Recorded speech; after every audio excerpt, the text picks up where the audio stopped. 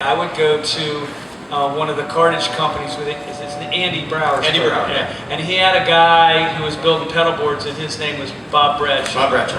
And Bob Bradshaw had an amp guy with really, really long hair. I think his name was Tim. Was it his name? Tim? I can't remember. Yeah, really long hair. And anyway, this guy was a Marshall expert.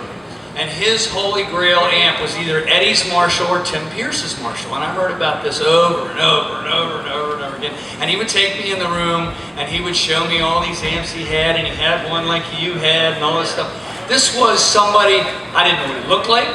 I didn't know who he was. All I knew is I'd heard him play on a lot of records, and I knew that he had extraordinary amp tone, and if he played your guitars or your amps, it would make a difference. That I knew, right? Never met him, right? So you and I went to dinner, what, 4 years ago? 4 years ago. 4 years ago. Yeah, I do remember. And here's this guy sitting in front of me, and I'm like, oh my God, here he is, right? And we saw guitars and gear and things the same, but from two sides of the fence. I was a gear select guitar maker, and you were a gear select guitar player. Okay. Yeah. And I would say we've been friends ever since. And Tim, you haven't played live since when?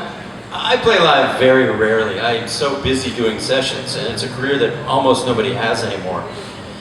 And I work so hard at it, and I get so burned out doing it, I just don't end up playing live. Don't play live anymore, yeah, okay, good. So you really haven't played live since like the 90s, right? I played on, no, I played on a TV show or two last year. So. Well, all right, Yeah. drop a name. Oh, the Grammys or, whatever. So I get a call, he's going to be playing with Glenn Campbell, right? Remember that whole thing that Glenn did? That was Tim, right? Oh, yeah. That's cool. It was cool. Well, that's very, very cool. All right, so I'll tell another story. Everybody, Brent Mason. I've met you, what, 15 times over the last 15 years, and it would be just passing in a session. And Herb, you brought me to SIR, and there were 25 session guitar players in the room. Remember that day? And you walked in, and what you didn't understand is as you walked in the room, they all turned around and quit playing. Except Johnny Highland, and I couldn't tell whether it was because Johnny Highland's blind or didn't care. Turns out he did both, yeah right. It was both. And you had a Grissom with you, you had a DGT, and I said, why do you like it? And you said something very sophisticated to me. You said, because it works for me. And in a way, that is the final goal for a musician. You pick up the decent gear and somehow it works for you, right? It's not because you made some deal with David, it's because you tried the guitar that David's name associated was enough for you to give it a try, but after that it either worked for you or it didn't, right? Right, yeah. And so I worked with David quite a bit in the studio together. We play together a lot. Wayne, can you turn his mic up a little bit, please? That's why. I worked with David in the studio quite a bit, David, and really, can you hear that? Yeah. Okay. They just don't care, that's what it is, that I'm talking. But I worked with David, and I really liked his guitar and his sound, you know, so that inspired me to look into getting one. So, I took one of your Brent Mason models on the road, and Tim, you'll enjoy this story.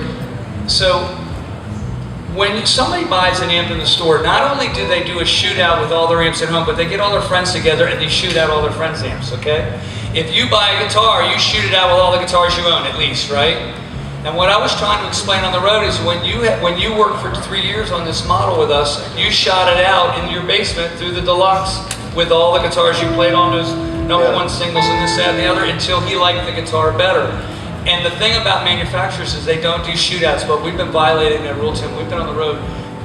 Bring the best acoustic guitar in the room, bring the best electric guitar in the room, bring the best amplifier you got, and we've been doing shootouts. The only piece of gear no one will shoot out is an HXDA. We'll play the HXDA and they'll go, our Plexus can't touch that, we're not bringing anything. That's the only thing they want. But they'll go after the acoustic guitars, they'll go after the electrics, they'll do this, that, and the other. All right, so those stories told, one of the things that I wanted to do was just set this conversation up, and I'll start with you, Tim. Yes. So, turn on my mic. Thanks. I like that. It's like more bass, right? Exactly. Yeah, right. Just louder, just make me louder, right?